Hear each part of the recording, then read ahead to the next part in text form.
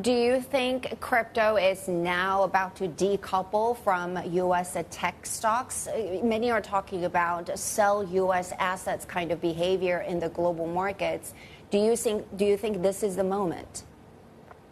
Well, crypto over the long run is decoupled from U.S. tech stocks. I think what you have to look at is, are you looking on a short-term basis or are you looking over a longer-term basis? You know, over a short-term basis, you can see all types of different assets have rising correlations to each other. And in fact, if you look at the last few weeks under more market uncertainty, you've seen everything from stocks and bonds to crypto trading with higher correlations. But if you zoom out, you tend to see the kind of longer-term fundamental thesis of something like Bitcoin really drive it to behave differently than traditional assets. You know, the long-term correlation between U.S. stocks and Bitcoin is more like 0.2 or 0.3. It's a lowly correlated asset.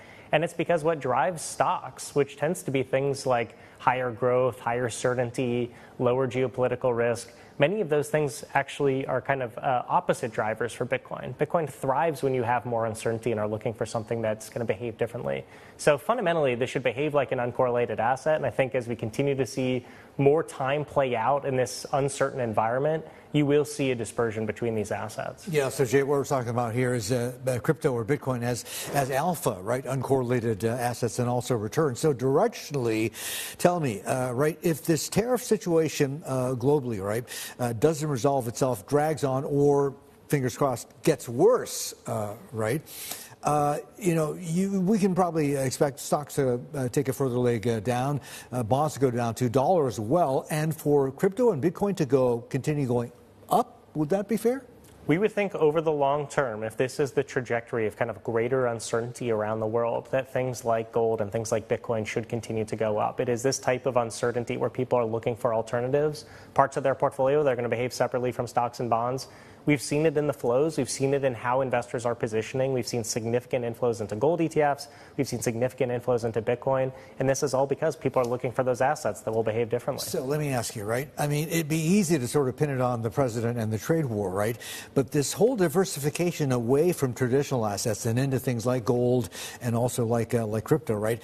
Probably began 3-4 years ago, did it not? Or at least 2-3 years ago, right? Because a lot of people pinpoint Russia's most recent invasion of Ukraine and, how $300 billion worth of Russian central bank money got seized and is sitting somewhere in Belgium right now as a trigger for countries like China, say, to stop recycling their surplus into treasuries, or not as much, and more into things like gold and into crypto. I mean, that's fair, right? Well, if you look at a few things, one is if you look at central banks around the world, a continued movement towards diversification beyond just holding dollars is something that's been happening for decades. So the switch from just holding dollars to holding gold to looking at other types of assets like Bitcoin is a trend that's been years in the making. I think if you take a step back, at Blackrock in 2023, we released our new framework for thematic investing called Mega Forces.